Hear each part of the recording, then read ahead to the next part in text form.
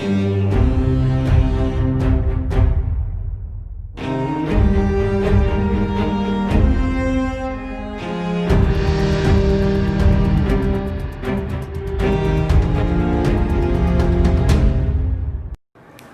सुप्रभात, सलाम वालेकुम, सत श्री अकाल, राम राम, राधे राधे। मैं रंजीत यादव आप सभी का तहे दिल से हार्दिक स्वागत करता हूं, इस्तकबाल करता हूं, अभिनंदन करता हूं आपके अपने YouTube channel royal academy Agra पर। दोस्तों, पिछले 3-4 दिनों से हम आपके लिए कोई भी वीडियो नहीं डाल पाए क्योंकि मैं अपने गाँव गया हुआ था और आज मैं फिर से आगरा आ गया हूँ आपके लिए। तो मैं फिर से एक नई वीडियो लेके आया हूँ। आप सब जानते हैं कि पॉलिटी का पहला क्लास हमने यूट्यूब पर डाल चुके हैं। आज की जो वीडियो है वो दूसरी क्लास है, दूसरी वीडियो है पॉलिटी की। और पिछले वीडियो में मैंने कहा था कि शुरू के 3 क्लास में हम सबसे पहले बेसिक क्लियर करेंगे, शब्दों के अर्थों को क्लियर करेंगे, क्योंकि जीएस में अगर आप अच्छा करना चाहते हैं तो आपके शब्दों का अर्थ क्लियर होना चाहिए। इकोनॉमिक्स की अपनी टर्मिनोलॉजी है वो क्लियर होनी चाहिए, पॉलिटी की अपनी टर्मिनोलॉजी है वो क्लियर होना चाहिए, हिस्ट्री की, ज्योग्राफी की, साइंस की, सबकी अपनी अपनी टर्मिनोलॉजी है, वो सारी टर्मिनोलॉजी क्लियर होनी चाहिए। तो क्लास 1 में मैंने आपको पढ़ाया था कि राज्य क्या होता है, व्हाट इज़ द स्टेट। दूसरी चीज़ मैंने आपको बताया संविधान क्या होता है, व्हाट इज़ द कॉन्स्टिट्यूशन। तीसरी चीज़ मैंने आपको बताई सरकार क्या होता है, अर्थात व्हाट इज़ द गवर्नमेंट। फिर मैंने आपको बताया शासन के प्रकार, जिसमें हमने देखा था कि शासन के कितने अंग हैं, विधायिका, कार्यपालिका, न्यायपालिका। फिर हमने 2 टाइप का सिस्टम देखा, एक अध्यक्षीय शासन प्रणाली और संसदीय शासन प्रणाली। कुल मिला के पहले वीडियो को हमने एक इंट्रोडक्शन वीडियो दिया था जिसमें हमने आपको बताया था कि संविधान क्या होता है, राज्य क्या होता है। तो सबसे पहले कमेंट बॉक्स पे उंगलियां ले आइए सारे लोग और ये बताना शुरू करिए, क्लास 1 का क्वेश्चंस बताना शुरू करिए। मेरा पहला क्वेश्चन है बेटा आपसे कि राज्य के कितने तत्व होते हैं? 4, 3, 5, 6। फटाफट बताइए कमेंट बॉक्स में 4, 3, 5, 6। ठीक है, बहुत बढ़िया, बहुत बढ़िया। 4 होते हैं बेटा, ठीक है। राज्य के कितने तत्व होते हैं? 4। हमने आपको बताया कि राज्य के 4 तत्व होते हैं। पहला तत्व है हमारा जनसंख्या, दूसरा भूभाग, तीसरा सरकार और चौथा संप्रभुता। अगर मैं बोलूं क्या 1947 से पहले भारत एक राज्य था? यस या नो में कमेंट करके बताइए फटाफट। सारे के सारे लड़के बताइए, लड़कियां हाँ, सारे के सारे लोग कमेंट करिए। क्या 1947 से पहले, आज़ादी से पहले भारत एक राज्य था? यस या नो? नहीं था, क्योंकि भारत के पास संप्रभुता नहीं थी। अगर मैं आपसे पूछूं कि संविधान सर्वोच्च है या मोदी सर्वोच्च है, तो संविधान सर्वोच्च है, मैंने आपको बताया। अंबानी बड़ा या संविधान? तो संविधान, क्योंकि जिस देश में संविधान होता है उसका शासन संविधान के अनुसार चलाया जाता है। क्लियर है? नेक्स्ट क्वेश्चन मैं आपसे पूछता हूं मेरे दोस्तों कि सरकार को देखा जा सकता है या नहीं? तो देखा जा सकता है। राज्य को देखा जा सकता है या नहीं? नहीं देखा जा सकता। फिर मैं आपसे पूछता हूं कि राजनीति विज्ञान के जनक कौन है? फटाफट कमेंट बॉक्स में बताइए। अरस्तु, प्लेटो, कौन है? फटाफट बताइए। अगर मैं आपसे पूछता हूं कि जीव विज्ञान के जनक कौन है? ठीक है। अगर मैं आपसे पूछता हूं मनोविज्ञान के जनक कौन है? ठीक है, सारे के सारे लड़के ठीक आंसर दे रहे हैं। चलिए, तो देखिए, पहली क्लास में हमने आपको बहुत बेसिक सी बातें बताई। आज हमारी दूसरी क्लास है और दूसरी क्लास में भी आपको बेसिक चीज़ें मैं आपको बताता हूँ। देखिए, आज की क्लास में हम पढ़ेंगे शब्दों के अर्थ, कि आखिर संविधानवाद क्या होता है, गणतंत्र क्या होता है, पंथ निरपेक्ष क्या होता है, लोकतंत्र क्या होता है, धर्मतंत्र क्या होता है, भीड़ तंत्र क्या होता है, संघात्मक व्यवस्था क्या है, फेडरल सिस्टम, परिसंघात्मक व्यवस्था क्या है, कॉन्फेडरल सिस्टम, एकात्मक व्यवस्था क्या है, यूनिटरी सिस्टम क्या है। इन सारी चीज़ों को आज के लेक्चर में क्लियर करेंगे। शुरू की 3 क्लास बहुत ही नॉर्मल क्लास होंगी, बहुत ही बेसिक क्लास होंगी। उसके बाद हम पहला अध्याय शुरू करेंगे संविधान सभा और फिर प्रस्तावना और आगे की ओर चलेंगे। क्लियर है दोस्तों? तो शुरू करते हैं आज की अपनी दूसरी क्लास। देखिए दोस्तों, आज जिन देशों में संविधान है, आज जिन देशों में लोकतंत्र है, वो पहले नहीं था। पहले इन देशों में लोकतंत्र नहीं थे। तो जब मैं प्राचीन समय की बात करूंगा या मध्यकालीन समय की बात करूंगा तो कहीं पर राजतंत्र था, कहीं पर धर्मतंत्र था, कहीं पर तानाशाही थी। लेकिन धीरे धीरे जैसे जैसे दुनिया आगे बढ़ती गई, सभ्यताओं का पतन होता गया, नई नई सभ्यताएं आईं, तो धीरे धीरे व्यक्ति आज तक की जो चीज़ें हैं वो है लोकतंत्र, डेमोक्रेसी। यानी सबसे बेहतरीन जो सिस्टम है वो है लोकतंत्र, डेमोक्रेसी, और सबसे बेहतरीन जो किताब है वो है संविधान। तो आज दुनिया के ज़्यादातर देश अपने अपने देशों में संविधान को लागू कर रहे हैं, संविधान के अनुसार अपने देश की शासन व्यवस्था चला रहे हैं। आज जितने भी देश हैं उनमें सबसे अच्छी व्यवस्था लोकतंत्र को माना गया है। हालांकि सभी देशों में आज भी लोकतंत्र नहीं है, कहीं पर तानाशाही है, कहीं पर राजतंत्र आज भी है, और किसी न किसी गुट या किसी न किसी व्यक्ति का बोलबाला ज़्यादा है। लेकिन दुनिया के ज़्यादातर देशों में, तमाम देशों में आज संविधान लागू हो चुका है, आज लोकतंत्र लागू हो चुका है। लेकिन ये व्यवस्था एक दिन में नहीं आई, इसका भी अपना इतिहास है। तो सबसे पहले आप इसके इतिहास को समझिए। तो देखिए दोस्तों, 1688 ईस्वी में, ध्यान रखना है, 1688 ईस्वी में इंग्लैंड में एक गौरवमयी क्रांति हुई। कौन सी क्रांति हुई? गौरवमयी क्रांति, जिसको हम ग्लोरियस रिवॉल्यूशन बोलते हैं। सन 1688 ईस्वी में ब्रिटेन में गौरवमयी क्रांति हुई, जिसको हम ग्लोरियस रिवॉल्यूशन बोलते हैं अंग्रेजी में। और इस क्रांति में एक भी बूंद रक्त की नहीं बही, कोई खून खराबा नहीं हुआ, कोई हिंसा नहीं हुई, इसलिए इसका दूसरा नाम है रक्तहीन क्रांति। रक्तहीन क्रांति, ब्लडलेस रिवॉल्यूशन, इस चीज़ को समझना है। तो सन 1688 ईस्वी में ब्रिटेन के अंदर गौरवमयी क्रांति या रक्तहीन क्रांति हुई। अब ये क्या है इसको समझिए। मैं हिस्ट्री बता रहा हूँ कि कैसे कैसे दुनिया के तमाम देशों में डेमोक्रेसी आई, संविधान आया। तो ध्यान में रखना, ब्रिटेन में एक शासक हुआ करता था जेम्स द्वितीय। कौन सा बेटा? जेम्स द्वितीय। तो जेम्स द्वितीय ब्रिटेन का एक शासक है और ब्रिटेन के लोग बहुत परेशान हैं। उस वक्त ब्रिटेन में राजतंत्र हुआ करता था, मोनार्की सिस्टम हुआ करता था। राजतंत्र अर्थात राजा का तंत्र, राजा ही कानून बनाएगा, राजा ही कानूनों को लागू करेगा और राजा ही न्याय देगा। मैंने आपको पहले भी बताया, वहाँ एक व्यक्ति की चलती है। तो राजतंत्र, राजा का तंत्र, तो सारी चीज़ें कौन निर्धारित करता है? राजा। तो इस राजा से जब सारे के सारे लोग ब्रिटेन के परेशान हो गए तो ब्रिटेन की जनता ने इसके खिलाफ आंदोलन कर दिया, क्रांति कर दी।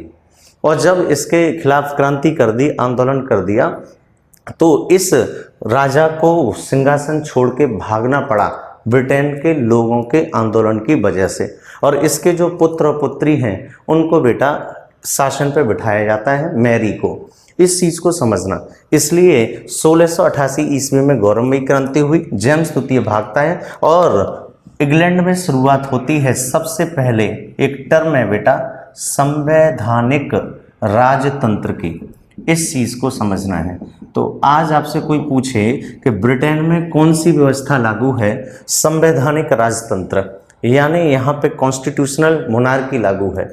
यानी 1688 की रिवॉल्यूशन के बाद संविधान अर्थात नियम बनना शुरू हो गए।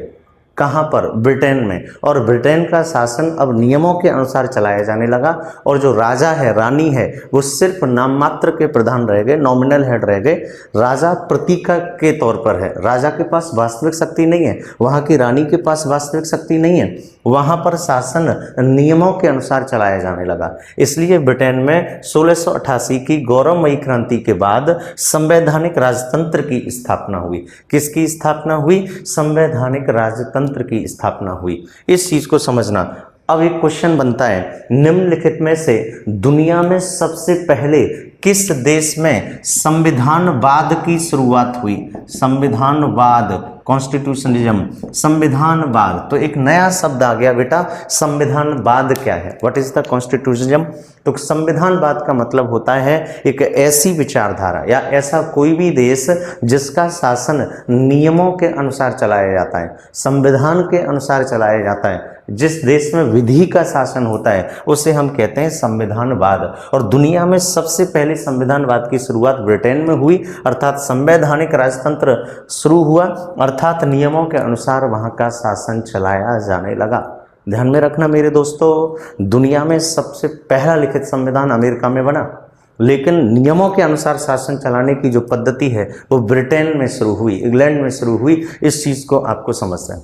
ठीक है दोस्तों, फिर से रिकॉल करता हूँ। सन 1688 में इंग्लैंड में गौरवमयी क्रांति या रक्तहीन क्रांति हुई। वहाँ पर राजा था जेम्स द्वितीय और वहाँ का सिस्टम था राजतंत्र, मोनार्की। जनता ने आंदोलन किया, उसके बाद इसको भागना पड़ा और इसके पुत्र पुत्री शासन में बैठते हैं, जो कि अब नाम मात्र के हेड हैं और नियमों के अनुसार शासन चलना शुरू हो गया, अर्थात संवैधानिक राजतंत्र। इसलिए ब्रिटेन ऐसा देश है जहां पर सबसे पहले संविधानवाद की शुरुआत हुई।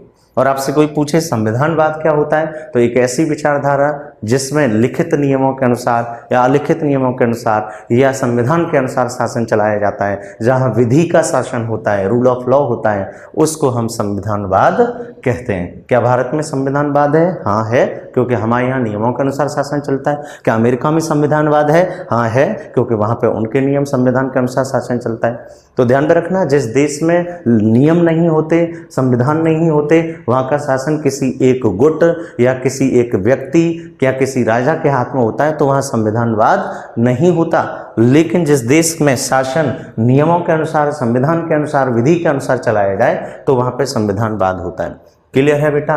तो यहाँ से 2 से 3 पॉइंट आपको मिलते हैं। पहला पॉइंट, दुनिया में सबसे पहले संविधानवाद कहाँ शुरू हुआ, तो आप कह देना ब्रिटेन में बेटा, पहला क्वेश्चन। दूसरा क्वेश्चन, सबसे पहले संवैधानिक राजतंत्र या दुनिया में संवैधानिक राजतंत्र कहाँ है? ब्रिटेन में।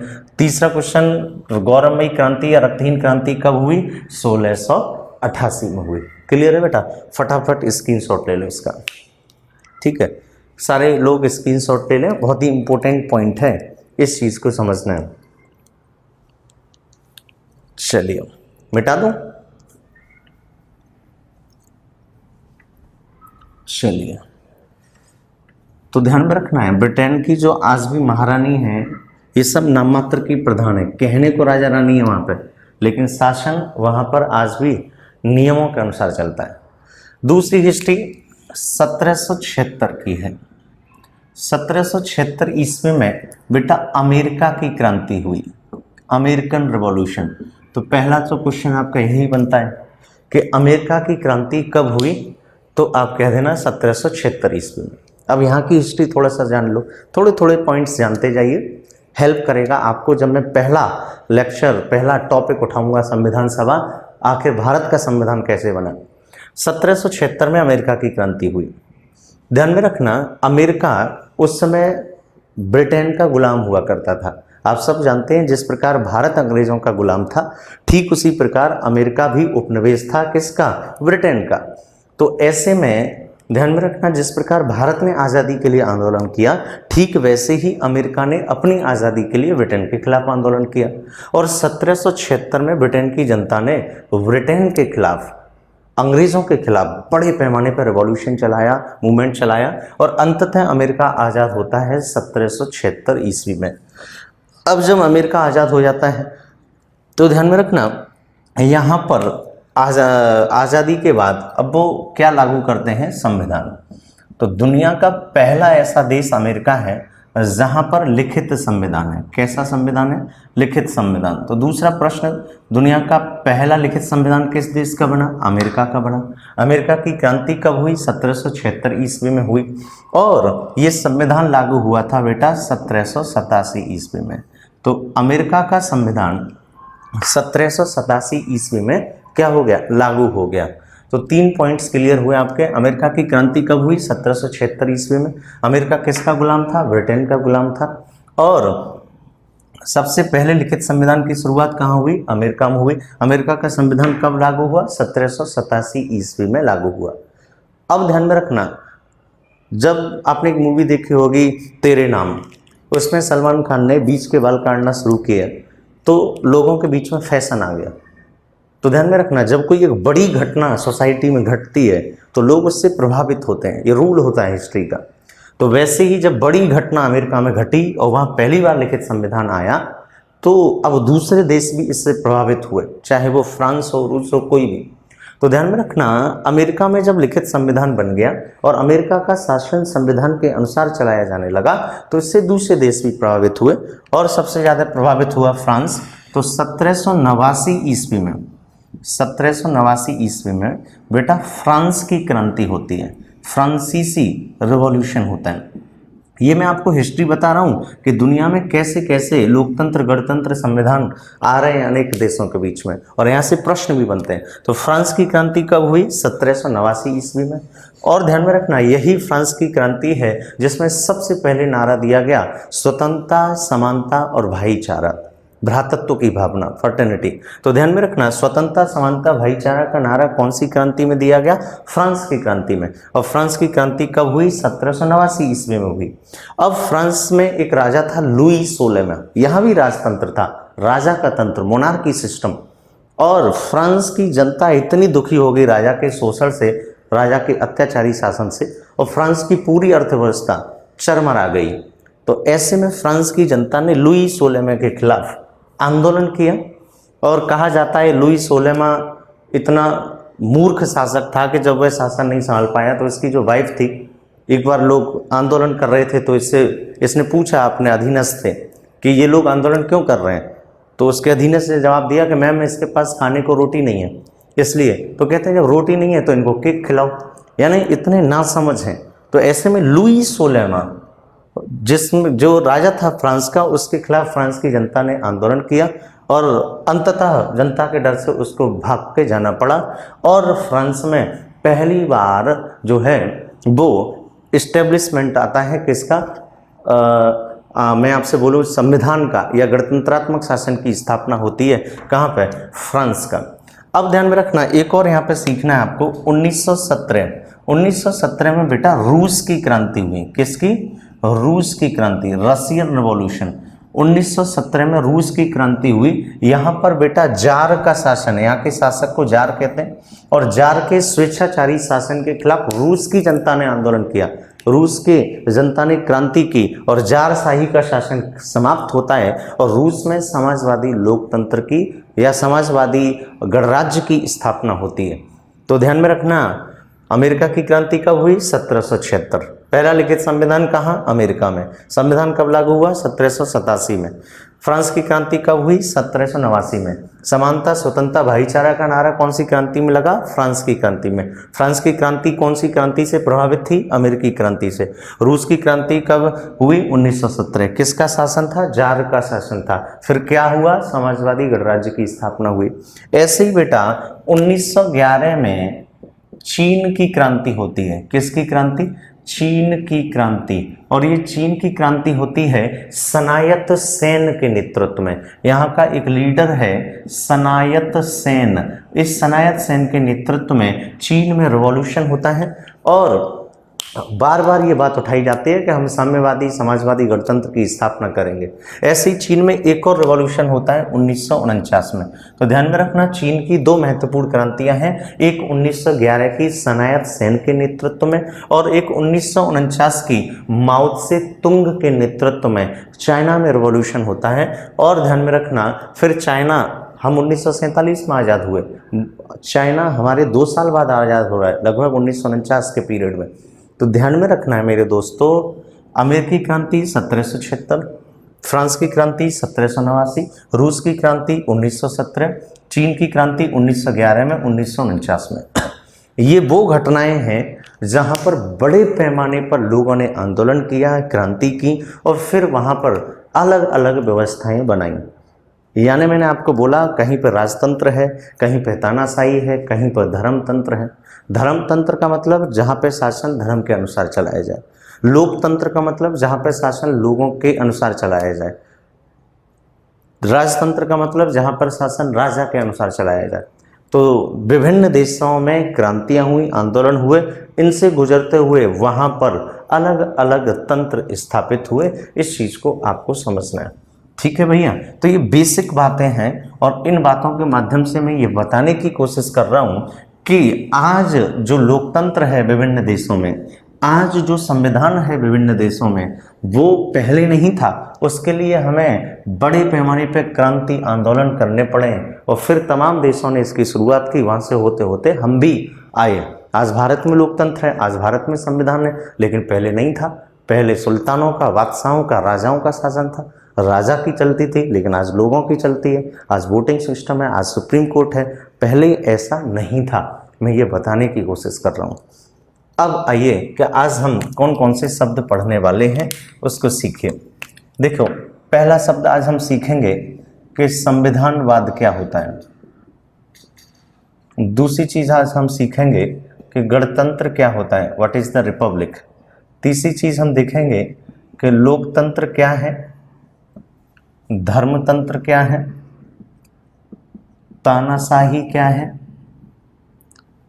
राजतंत्र क्या है। चौथी जो चीज हम सीखेंगे आज, पंथ निरपेक्ष क्या है। पांचवी चीज हम सीखेंगे संघात्मक शासन क्या है। छठवीं चीज सीखेंगे परिसंघात्मक शासन क्या है।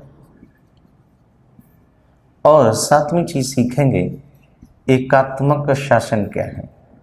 बेटा ये शब्द मैं आज के वीडियो में क्लियर कर दूंगा। आपके ये शब्द क्लियर हो जाएंगे तो आपको आगे जो पॉलिटी के लेक्चर आएंगे उसमें बार बार संघात्मक, परिसंघात्मक, एकात्मक का यूज होगा और आपको सीखना है। क्लियर है? तो आज हम आपको इन शब्दों के अर्थ बताएंगे कि इन शब्दों का मतलब क्या है और कहाँ पर कौन सा सिस्टम लागू है। तो सबसे पहला शब्द है संविधानवाद, कॉन्स्टिट्यूशनिज्म।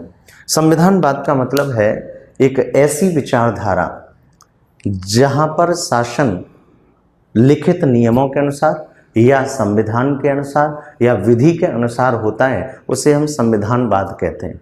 आप सब जानते हैं भारत में संविधान है, नियम है, विधि है और हमारा शासन विधि के अनुसार होता है, रूल ऑफ लॉ है। इस क्या मैं कह सकता हूँ भारत में संविधानवाद है? क्या अमेरिका में संविधानवाद है? तो ध्यान में रखना, जिन देशों का शासन विधि के अनुसार चले, संविधान के अनुसार चले या नियमों के अनुसार चले तो हम उसको क्या कह देते हैं? संविधानवाद कहते हैं। क्लियर है दोस्तों? दूसरा आता है बेटा गणतंत्र, इसको हम बोलते हैं रिपब्लिक। इस चीज को समझना है। जब भी 26 जनवरी आती है तो आप कहते हैं हैप्पी रिपब्लिक डे। तो सबसे पहले तो मतलब समझिए कि गणतंत्र का मतलब क्या है, रिपब्लिक का मतलब क्या होता है। ध्यान में रखना, 15 अगस्त को हम स्वतंत्रता दिवस मनाते हैं और 26 जनवरी को हम गणतंत्र दिवस मनाते हैं। इस गणतंत्र का क्या मतलब होता है वो समझिए। कोई भी ऐसा देश जहां पर जो हेड ऑफ द स्टेट है, हेड ऑफ द स्टेट का मतलब राज्य का प्रमुख या राज्य प्रमुख, वो निर्वाचित हो। कैसा हो बेटा? निर्वाचित। कोई भी ऐसा देश जहां पर राज्य का प्रधान अर्थात हेड ऑफ द स्टेट अगर इलेक्टेड होता है, निर्वाचित होता है, न कि वंशानुगत, तो हम वहां कह देंगे कि गणतंत्रात्मक व्यवस्था है। जैसे भारत में राष्ट्रपति हेड ऑफ द स्टेट है, राष्ट्रपति राष्ट्र का पति अर्थात राष्ट्र का प्रधान है। तो ध्यान में रखना, राष्ट्रपति का आप सब जानते हैं प्रत्येक 5 साल बाद चुनाव होता है। यानी हमारे यहाँ राष्ट्रपति वंशानुगत नहीं है कि उसका बेटा राष्ट्रपति बनेगा, उसका बेटा राष्ट्रपति बनेगा। हमारे यहाँ राष्ट्रपति राज्य प्रमुख है अर्थात वो निर्वाचित होता है। इसलिए हम कह सकते हैं कि भारत में गणतंत्रात्मक पद्धति है। तो अगर किसी भी देश में जो हेड ऑफ द स्टेट है, राज्य प्रमुख का पद है, वो वंशानुगत है तो आप कह देना वहाँ गणतंत्र नहीं है। और अगर जिस देश में हेड ऑफ द स्टेट चुन के आता है अर्थात निर्वाचित होता है, चाहे वो इलेक्शन डायरेक्ट हो या इनडायरेक्ट, डजंट मैटर, लेकिन इलेक्टेड पीपल होना चाहिए। फॉर एग्जाम्पल, भारत में राष्ट्रपति का निर्वाचन होता है, इसलिए भारत में क्या है? गणतंत्र है। अगर मैं बोलूं अमेरिका में राष्ट्रपति का चुनाव होता है क्योंकि हेड ऑफ द स्टेट है तो वहाँ गणतंत्र है। लेकिन मैं बोलूं क्या ब्रिटेन में गणतंत्र है, तो आप कहेंगे नहीं, क्योंकि ब्रिटेन में राज्य का प्रधान महारानी है, राजा है, अर्थात वहाँ पर राज्य का प्रमुख रानी है, राजा है, अर्थात वहाँ वंशानुगत शासन है। उसी फैमिली के लोग, राजा का राजा, राजा का बेटा राजा, राजा का बेटा राजा, यही लोग बैठे चले आ रहे हैं। वहाँ पर रानी या राजा का कोई इलेक्शन नहीं होता। इसलिए आपसे क्वेश्चन आए ब्रिटेन में क्या गणतंत्रात्मक व्यवस्था है? नहीं है। भारत में गणतंत्र है, अमेरिका में गणतंत्र है। तो ध्यान में रखना, जिस देश में हेड ऑफ द स्टेट का चुनाव होता हो वो वंशानुगत ना हो तो उसको हम क्या बोलते हैं? गणतंत्र बोलते हैं। तो अब मैं आपको बोलूं, भारत में 26 जनवरी को ही गणतंत्र दिवस क्यों मनाते हैं? क्योंकि 26 जनवरी 1950 को भारत में पूर्ण रूप से संविधान क्या हो गया? लागू हो गया। जब पूर्ण रूप से संविधान लागू हो गया तो राष्ट्रपति वाला प्रावधान भी लागू हो गया। इसलिए आपको पता है भारत के पहले राष्ट्रपति डॉक्टर राजेंद्र प्रसाद बने और बाकायदा निर्वाचित हैं, ना कि वंशानुगत हैं। इसलिए भारत गणतंत्र कब बना? 26 जनवरी को बना, 26 जनवरी 1950 को बना। इससे पहले भारत भी गणतंत्र नहीं है। तो प्रश्न बनेगा भारत गणतंत्र कब बना? 26 जनवरी को, 26 जनवरी 1950 को। इसलिए भारत में कैसा सिस्टम है? गणतंत्रात्मक प्रणाली है। Yes and no. तीसरा प्रश्न देखिए, लोकतंत्र क्या है? What is the democracy? Abraham Lincoln की परिभाषा बहुत फेमस है, लोगों का, लोगों के द्वारा, लोगों के लिए शासन। लोकतंत्र, लोगों का तंत्र, एक ऐसा देश जहां पर लोगों का शासन हो, लोगों को शक्तियां दी जाएं, लोग अपने प्रतिनिधि का चुनाव करते हैं, वहां पर लोकतंत्र होता है। और दुनिया की सर्वश्रेष्ठ प्रणालियों में से आज सबसे अच्छी प्रणाली हम लोकतंत्र को मानते हैं। तो दोस्तों एक चीज ध्यान में रखना, लोकतंत्र का दूसरा नाम है लोकशाही, एक और नाम है प्रजातंत्र, एक और नाम है जनतंत्र। ये सब लगभग एक दूसरे के पर्यायवाची हैं। चाहे आप लोकतंत्र कह लो, चाहे आप प्रजातंत्र कह लो, चाहे आप लोकशाही कह लो, चाहे आप जनतंत्र कह लो, लेकिन जो सबसे बेहतर नाम है वो लोकतंत्र है। क्योंकि आज लोग हैं, आज राजा और प्रजा का कॉन्सेप्ट नहीं है। तो भले ही एक शब्द प्रजातंत्र यूज हो जाता है, वो उस जमाने में, क्योंकि पहले एक राजा था और सब दुनिया प्रजा थी, इसलिए प्रजातंत्र। तो लोकतंत्र, प्रजातंत्र, लोकशाही, जनतंत्र, बात एक ही है। इस चीज को आपको समझना है। तो कभी कभी आप अपनी गर्लफ्रेंड से जानू कह देते हैं, कभी बाबू कह देते हैं, कभी डार्लिंग कह देते हैं, कभी स्वीटहार्ट। लड़की वही है, यानी गर्लफ्रेंड वही है। ठीक वैसे ही चाहे लोकतंत्र कह लो, चाहे प्रजातंत्र कह लो, चाहे जनतंत्र कह लो, चाहे लोकशाही कह लो, लोगों का शासन, लोकतंत्र लोगों का तंत्र, जहां पर लोगों की भागीदारी हो। वोट कौन डाल रहा है? लोग। इलेक्शन कौन लड़ रहा है? लोग। तो इस चीज को आपको समझना है। दूसरा है धर्मतंत्र, थ्योरोक्रेसी, यानी धर्मतंत्र एक ऐसा शासन व्यवस्था जिसमें धर्म के अनुसार कोई व्यक्ति या कोई समूह शासन चलाए, तो उसको हम क्या कहते हैं? धर्मतंत्र कहते हैं। तिब्बत का एग्जाम्पल आप देख लो, है ना, यूनान के एग्जाम्पल आप देख लो, तो वहां पर ये धर्मतंत्र है। तानाशाही, डिक्टेटरशिप, तानाशाही का मतलब होता है जिस देश में कोई एक व्यक्ति या एक समूह के हाथ में जब शासन होता है, कोई एक व्यक्ति या समूह के हाथ में शासन व्यवस्था होती है और अपनी मनमर्जी से वह शासन करते हैं, तो उसको हम क्या कहते हैं? तानाशाही कहते हैं, डिक्टेटरशिप कहते हैं। नेक्स्ट कॉन्सेप्ट है राजतंत्र, मोनार्की, राजा का तंत्र, जिस देश में एक राजा हो, बाकी सब प्रजा हो, राजा ही सारी शक्तियों को निर्धारित करता है, तो राजतंत्र। तो ध्यान में रखना, आज ज्यादातर देशों में लोकतंत्रात्मक पद्धति है, डेमोक्रेसी है। बहुत कम ऐसे देश हैं जहां पर मोनार्की है। क्लियर है दोस्तों? चलिए अब आ जाते हैं पंथ निरपेक्ष, इसको हम कहते हैं सेकुलर। और आए दिन राजनीतिक पार्टियां पंथ निरपेक्ष, दया धर्म निरपेक्ष की बात करती हैं कि हम पंथ निरपेक्ष पार्टी हैं, हम किसी धर्म के लोगों के साथ जाति नहीं करते। तो पंथ निरपेक्ष का मतलब समझिए, पंथ निरपेक्ष। तो ध्यान में रखना, पंथ प्लस निरपेक्ष, एक होता है सापेक्ष शब्द, सापेक्ष, सा आ, एक होता है निरपेक्ष, निकल, यानी कहाँ निकल? पंथ से दूर, निकल यानी दूर, पंथ से दूर। पंथ निरपेक्ष एक ऐसा राज्य या देश जिसका अपना कोई धर्म ना हो, उसको हम पंथ निरपेक्ष कहते हैं। यानी कोई भी ऐसा स्टेट जिसका अपना कोई धर्म नहीं है घोषित रूप से, और न ही वह किसी विशेष धर्म के लोगों को विशेष तवज्जो देगा, तो उस देश या उस राज्य को क्या कहते हैं? पंथ निरपेक्ष राज्य। जैसे भारत के संविधान में स्पष्ट लिखा है प्रस्तावना में कि भारत एक पंथ निरपेक्ष राज्य है। India is a secular country.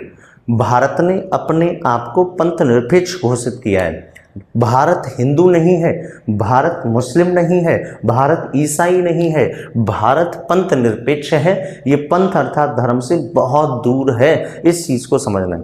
Pakistan ने स्पष्ट घोषित किया कि Pakistan is a Islamic state, Pakistan एक इस्लामिक राज्य है। उसने अपने आप को कहा कि पाकिस्तान का धर्म कौन सा है? इस्लाम है। ऐसे आप तमाम एग्जाम्पल ले लो, कोरिया, इजराइल या ईरान, ये सब। तो ज़्यादातर जो कंट्री है वो इस्लामिक कंट्री है।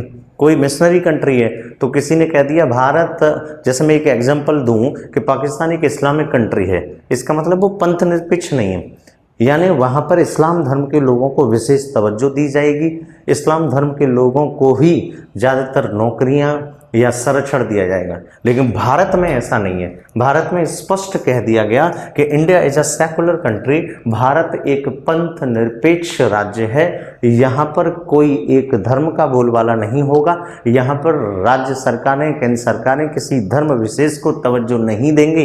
इस चीज़ को समझ तो ध्यान में रखना है कि भारत में व्यक्ति का धर्म तो हो सकता है, रंजीत यादव हिंदू हो सकता है, रंजीत मुस्लिम हो सकता है, रंजीत ईसाई हो सकता है, लेकिन भारत हिंदू नहीं है, भारत मुस्लिम नहीं है, भारत ईसाई नहीं है। भारत जो है वो क्या है, पंथ निरपेक्ष है। तो India is a secular country, India is not a Hindu country, India is not a Islamic country. Clear है दोस्तों? तो भारत पंथ निरपेक्ष राज्य है, अमेरिका पंथ निरपेक्ष राज्य है, लेकिन पाकिस्तान पंथ निरपेक्ष नहीं है। तो जिन देशों ने अपना धर्म घोषित कर दिया है कि हमारा धर्म ये है, हम ये हैं, वो पंथ निरपेक्ष नहीं है। और जिन देशों ने अपने आप को पंथ निरपेक्ष बोला है, धर्म निरपेक्ष बोला है, हम पंथ से अलग हैं, हम किसी विशेष धर्म को महत्व नहीं देंगे। क्लियर है दोस्तों? अब आ जाते हैं हमारे नेक्स्ट शब्द, पंथ निरपेक्ष क्लियर, राजतंत्र, लोकतंत्र, गणतंत्र, संविधान, इनको बताया। अब ये जो 3 टर्म हैं, संघात्मक, परिसंघात्मक और एकात्मक, ये तीनों ही टर्म बहुत इंपॉर्टेंट है बेटा, इस पे फोकस करना है आपको, क्योंकि जब आगे के लेक्चर आएंगे तो वहाँ पर बार बार इन तीनों शब्दों की चर्चा होगी। ठीक है, चलिए देखते हैं क्या है क्या नहीं है। सबसे इम्पोर्टेंट कॉन्सेप्ट यहाँ पे सबसे ज़्यादा फोकस दें आज, परिसंघात्मक व्यवस्था। या मैं आपको और अच्छे से थोड़ा समझा देता हूँ। अगर मैं बोलूँ शासन प्रणाली के प्रकार, टाइप्स ऑफ गवर्नमेंट सिस्टम, तो शासन प्रणाली के प्रकार की बात करूं तो शासन प्रणाली के प्रकार 2 स्तर पर बांटे जाते हैं।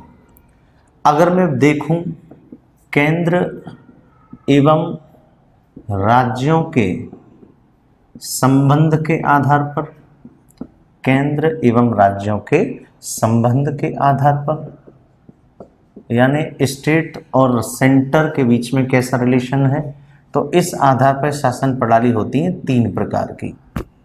और अगर मैं बोलूं विधायिका यानी लेजिस्लेटर एवं कार्यपालिका एग्जीक्यूटिव, विधायिका एवं कार्यपालिका के संबंधों के आधार पर शासन प्रणाली, तो ये होती है बेटा 2 टाइप की। इस चीज़ को समझिए, मैं आपको बता रहा हूं कि किसी भी देश का शासन कितने टाइप्स का हो सकता है।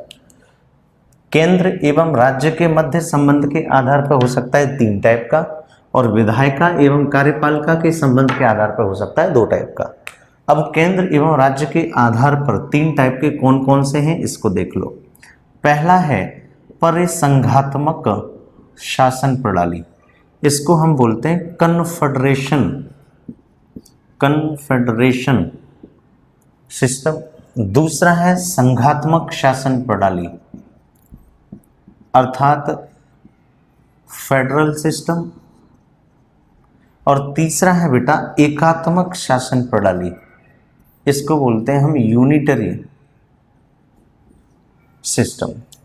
तो ध्यान में रखना, केंद्र एवं राज्य के संबंध के आधार पर 3 टाइप का, परिसंघात्मक कॉन्फेडरेशन, संघात्मक फेडरल, एकात्मक यूनिटरी।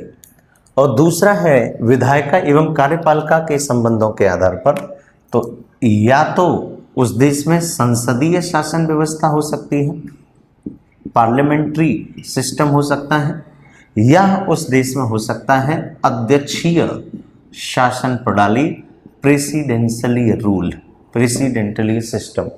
तो इस चीज़ को समझना है। तो मेरे दोस्तों, विधायिका एवं कार्यपालिका के संबंधों के आधार पर शासन प्रणाली किसी भी देश में या तो संसदीय शासन प्रणाली हो सकती है, पार्लियामेंट्री सिस्टम, या अध्यक्षीय शासन प्रणाली हो सकती है, प्रेसिडेंटल रूल। आप सब जानते हैं कि ब्रिटेन में कैसा शासन है, संसदीय शासन प्रणाली है। इंडिया में कैसा शासन है, संसदीय शासन प्रणाली है। ये आगे हम पढ़ेंगे भी। अध्यक्षीय शासन प्रणाली का बहुत इंपॉर्टेंट एग्जाम्पल कौन सा है? America, USA. तो यूएसए में प्रेसिडेंटली रूल है, लेकिन इंडिया में, ब्रिटेन में पार्लियामेंट्री सिस्टम है। इसको हम देखेंगे नेक्स्ट वीडियो में। आज हमारा ये वाला चैप्टर है, आज हमारे ये वाले शब्द हैं जिनको हम क्लियर कर रहे हैं। परिसंघात्मक, संघात्मक, एकात्मक। क्लियर है दोस्तों? आशा करता हूँ कि आप सभी समझते जा रहे होंगे चीज़ों को। अब देखिए, परिसंघात्मक कन्फेडरेशन का सिस्टम कहाँ कहाँ है और क्या मतलब होता है इसका, क्योंकि जब तक आप इसको समझेंगे नहीं तब तक आप आगे के प्रश्न नहीं कर पाएंगे। ये बिल्कुल बेसिक बातें हैं, इनको जानना जरूरी है किसी भी चैप्टर को शुरू करने से पहले। तो हमारे कॉन्सेप्ट का नाम है परिसंघात्मक शासन प्रणाली, यानी कॉन्फेडरेशन सिस्टम। Confederation system. अब इसको समझिए, इसका मतलब क्या है। परिसंघात्मक को अगर मैं तोड़ूं तो परे प्लस संघात्मक, अर्थात संघ से परे। परे का मतलब बहुत दूर, संघ से परे। तो ध्यान में रखना, संघात्मक शासन प्रणाली में केंद्र का महत्व नहीं होता, केंद्र का स्वतंत्र अस्तित्व नहीं होता। इस चीज को समझिए, क्योंकि हमने ये बांटा किस किस के आधार पर? केंद्र और राज्य के आधार पर। तो जिस देश में परिसंघात्मक प्रणाली होगी वहां पर केंद्र का महत्व नहीं होता। जैसे हमारे यहाँ केंद्र सरकार है मोदी जी की, तो वैसे ही ध्यान में रखना, केंद्र का महत्व नहीं होता और ना ही केंद्र का स्वतंत्र अस्तित्व होता। यहाँ प्रमुख भूमिका किसकी है? राज्यों की, अर्थात प्रांतों की। इस चीज को समझना है। तो परिसंघात्मक प्रणाली में राज्य या प्रांत को विशेष तवज्जो दी जाती है, जबकि केंद्र को विशेष तवज्जो नहीं दी जाती। और कुछ प्रांत या राज्य आपस में मिलकर कोई एक संघ बना लेते हैं। इस चीज को समझना है। तो ये अलग अलग प्रांत हैं, इन्होंने मिलकर आपस में क्या बना लिया? एक संघ बना लिया। और इस प्रणाली में राज्य या प्रांतों को यह छूट होती है, यह स्वतंत्रता होती है कि वह जब चाहे तब संघ से क्या हो सकता है? अलग हो सकता है। तो ध्यान में रखना मेरे दोस्तों, परिसंघात्मक प्रणाली में केंद्र का विशेष महत्व नहीं होता, केंद्र का स्वतंत्र अस्तित्व नहीं होता, और राज्यों को यह छूट होती है कि वह संघ से अलग हो जाएं। और परिसंघात्मक प्रणाली में प्रांत या राज्य मिलकर संघ का निर्माण करते हैं। जैसे सोवियत संघ, जो पहले रूस था, सोवियत संघ था, वो पहले परिसंघात्मक प्रणाली का उदाहरण था। अमेरिका, शुरुआत में अमेरिका, जब अमेरिका शुरू में आज़ाद हुआ, वहाँ के 13 राज्यों ने मिलकर एक संघ बनाया, और शुरुआत में जो अमेरिका था वो परिसंघात्मक प्रणाली का उदाहरण था। सोवियत संघ परिसंघात्मक प्रणाली का उदाहरण था। वहाँ पर राज्यों ने मिलकर संघ बनाए और वो राज्य संघ से क्या हो सकते थे? अलग हो सकते थे। इसलिए एक कॉन्सेप्ट आता है कि अविनाशी राज्यों का विनाशी संघ किसे कहते हैं? अविनाशी राज्यों का विनाशी संघ।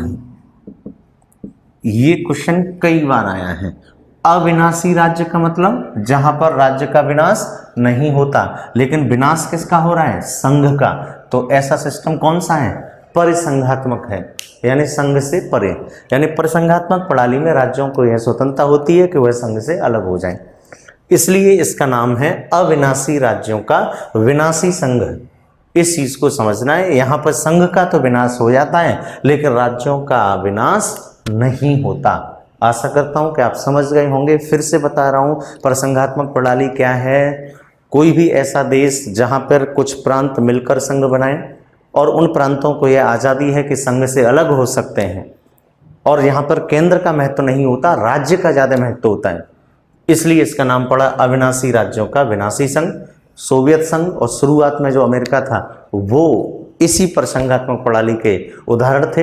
जब अमेरिका आज़ाद होता है 1776 में, और उसने शुरू में संघ बनाया और संघात्मक प्रणाली अपनाई और देखा कि बार बार जो राज्य हैं वो संघ बना रहे हैं लेकिन संघ से अलग भी हो जा रहे हैं, और संघ के अलग होने से जो देश है उसका डेवलपमेंट नहीं हो पा रहा, इसलिए बाद में चलकर अमेरिका ने संघात्मक शासन प्रणाली को अपनाया, फेडरल सिस्टम को अपनाया। तो वर्तमान में अमेरिका में संघात्मक शासन प्रणाली है, लेकिन शुरू में जब अमेरिका आज़ाद हुआ था वहाँ पर संघात्मक शासन प्रणाली थी। इस चीज़ को समझना है। तो अगर प्रश्न आए अविनाशी राज्यों का विनाशी संघ कैसे कहते हैं, पर संघात्मक शासन प्रणाली को कहते हैं। किस शासन प्रणाली में राज्य को ज़्यादा महत्व दिया जाता है, पर संघात्मक शासन प्रणाली में। किस संघात्मक शासन प्रणाली में केंद्र का महत्व नहीं होता, पर संघात्मक शासन प्रणाली में। किस शासन प्रणाली में राज्यों को यह स्वतंत्रता होती है कि संघ से अलग हो जाएं, तो आप क्या बोल देंगे, पर संघात्मक शासन प्रणाली में।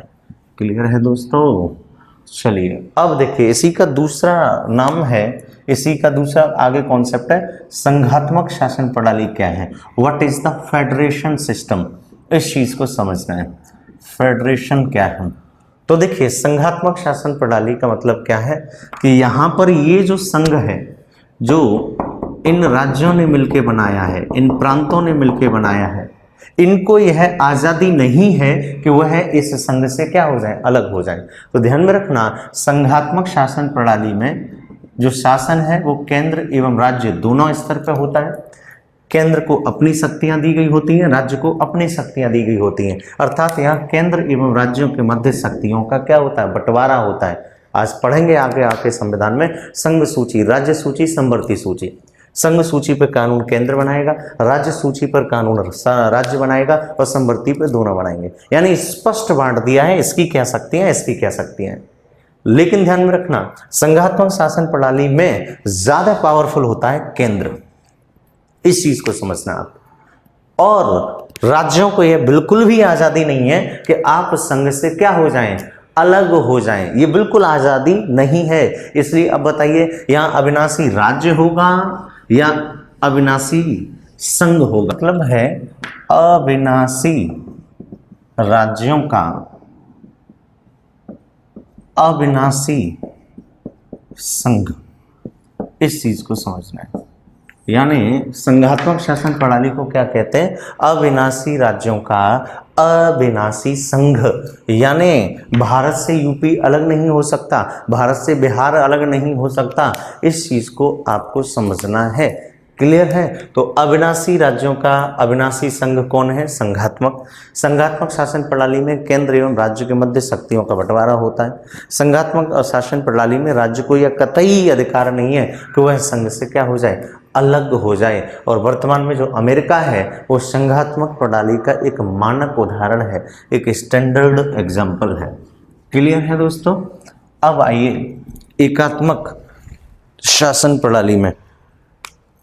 अब देखिए यूनिटरी सिस्टम क्या होता है, इसको समझिए। एकात्मक शासन प्रणाली क्या है, इसको समझिए। एकात्मक यानी एक है, तो ध्यान में रखना, एक कोई भी ऐसा देश या राज्य जहां पॉपुलेशन कम है, जिनका भूभाग छोटा होता है, वहां पर समस्त शासन की जो शक्तियां होती हैं वो सामान्यतः किसके हाथ में होती हैं, केंद्र के हाथ में होती हैं।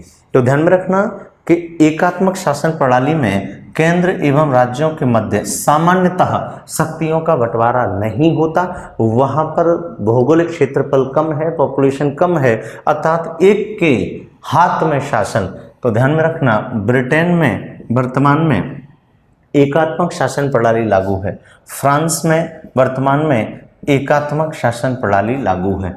इस चीज को समझना है। तो ब्रिटेन और फ्रांस में कौन सी शासन प्रणाली है, एकात्मक शासन प्रणाली है। इसलिए हम इसे विनाशी राज्यों का, विनाशी राज्यों का अविनाशी संघ कह देते हैं। तो विनाशी राज्यों का अविनाशी संघ, अर्थात यहाँ राज्य का क्या हो जाता है, विनाश, लेकिन किसका विनाश नहीं होता, संघ का। इस चीज को आपको समझना है। तो विनाशी राज्यों का अविनाशी संघ कौन है, एकात्मक शासन प्रणाली। एकात्मक शासन प्रणाली कहाँ है, ब्रिटेन और फ्रांस में। फटाफट बेटा स्क्रीनशॉट ले लो। क्लियर है? स्क्रीनशॉट ले लो फटाफट। तो जानते जाना एकात्मक शासन प्रणाली का मतलब क्या है। तो ब्रिटेन और फ्रांस में एकात्मक शासन प्रणाली है। ठीक है, चलिए एक बार फिर देखें। एकात्मक शासन प्रणाली में ज़्यादा महत्व केंद्र को देता जाता है। इसको हम विनाशी राज्यों का विनाशी संघ कहते हैं। और ब्रिटेन और फ्रांस में एकात्मक शासन प्रणाली लागू है। अब आप कहेंगे कि सर भारत में कौन सी प्रणाली लागू है? भारत में संघात्मक शासन प्रणाली लागू है कि एकात्मक लागू है कि परिसंघात्मक लागू है? तो जब मैं आपको संविधान सभा पढ़ाऊंगा, संविधान के सोर्स पढ़ाऊंगा, तो वहाँ बताऊंगा कि कौन सी चीज़ कहाँ से ली। तो भारत का जब संविधान बनना था, संविधान सभा जब भारत का संविधान बना रही थी, तो उसने विभिन्न देशों के संविधानों को पढ़ा, लगभग 60 देशों के संविधानों को पढ़ा, और वहाँ से जो चीज़ अच्छी मिलती गई उसको हम ले लेते हैं। भारतीय लोग लेने में बताए बड़ा एक्सपर्ट हैं, कहीं से कुछ भी मिले ले लेते हैं तुरंत, और फ्री में तो तुरंत लेने को तैयार रहते हैं। तो ठीक वैसे ही भारत जो है, इंडिया जो है, वो किसी एक से संतुष्ट नहीं हो पाया। भारतीय लोग किसी एक से संतुष्ट होते ही नहीं है, उन्हें बहुत सारे लोग चाहिए। तो ठीक वैसे ही भारत में संघात्मक शासन प्रणाली के भी गुण लिए गए, फेडरेशन सिस्टम के भी गुण लिए गए, और एकात्मक शासन प्रणाली के भी गुण लिए गए। इस चीज़ को समझना। तो अगर मैं एक स्टेटमेंट बोलूं, भारत में केवल संघात्मक शासन प्रणाली लागू है, आप कह देना गलत। मैं बोलूं भारत में केवल एकात्मक शासन प्रणाली लागू है, आप कह देना गलत। मैं बोलूं भारत में संघात्मक प्रणाली के साथ साथ एकात्मक प्रणाली लागू है, तो आप कहेंगे सही। तो भारत में संघात्मक शासन प्रणाली के भी गुण मौजूद हैं, भारत में एकात्मक शासन प्रणाली के भी गुण मौजूद हैं। इस चीज़ को समझना। संघात्मक के कैसे हैं? क्योंकि यहाँ केंद्र एवं राज्य दोनों हैं, दोनों के बीच शक्तियों का बंटवारा है। एकात्मक कैसे है? क्योंकि भारत में एकल नागरिकता है, क्योंकि भारत में न्यायपालिका स्वतंत्र है, सुप्रीम कोर्ट सर्वोच्च है, इसलिए एकात्मक के गुण है। अब एकात्मक कैसे? ध्यान में रखना, जब भारत में सामान्य शासन प्रणाली लागू होती है, नॉर्मल डेज चल रहे होते हैं, ना तो कोई युद्ध हो रहा होता, ना कोई वित्तीय आपातकाल होता, तो भारत की शासन प्रणाली का सामान्य स्वरूप कैसा है? संघात्मक। इस चीज को समझना है। तो सामान्यतः भारत का शासन प्रणाली संघात्मक है, लेकिन जब भी कोई आपातकाल लग जाए, इमरजेंसी लग जाए, बताऊंगा इमरजेंसी 3 टाइप्स की होती है, तो ध्यान में रखना, जब भी भारत में कोई आपातकाल लागू होता है, चाहे वो राष्ट्रीय आपातकाल हो, चाहे वो वित्तीय आपातकाल हो, चाहे वो राष्ट्रपति शासन हो, उस समय भारत का शासन कैसा हो जाता है? एकात्मक, और सारी शक्तियां किसको मिल जाती हैं? केंद्र के हाथ में चली जाती हैं। तो ध्यान में रखना, सामान्यतः भारत की शासन प्रणाली संघात्मक है, लेकिन आपातकाल के समय भारत का शासन प्रणाली का स्वरूप एकात्मक हो जाता है और समस्त शक्तियां केंद्र के हाथ में चली जाती हैं। तो भारत में संघात्मक के साथ साथ कैसी प्रणाली है? एकात्मक शासन प्रणाली लागू है। इस चीज को आपको समझना है। तो दोस्तों मैं फिर से रिकॉल कराता हूँ, सारे लोग कमेंट बॉक्स में आ जाएं, कमेंट में प्रश्न बताना शुरू करें। ध्यान में रखना, पहली चीज मैंने आपको बताई थी संविधानवाद क्या होता है। तो संविधानवाद का मतलब जिस देश का शासन नियमों, संविधान या विधि के अनुसार चलाया जाता है उसको संविधानवाद कहते हैं। और संविधानवाद सबसे पहले कहाँ आया? तो आप कह देंगे ब्रिटेन में। बेटा क्या ब्रिटेन में संवैधानिक राजतंत्र है? बिल्कुल है। अगर मैं आपसे बोलता हूँ ग्लोरियस रिवॉल्यूशन, गौरवमयी क्रांति कब हुई? 1688 ईस्वी में। या रक्तहीन क्रांति कब हुई? 1688 ईस्वी में। मैं बोलूँ फ्रांस की क्रांति कब हुई? 1789 ईस्वी में। मैं बोलूँ रूस की क्रांति कब हुई? 1917 ईस्वी में। मैं बोलूँ चीन की क्रांति कब हुई? 1911 में या 1949 में। 1911 में चीन की क्रांति का नेतृत्व किसने किया? सनायत सेन ने। 1949 में किसने किया? माओ त्से तुंग ने।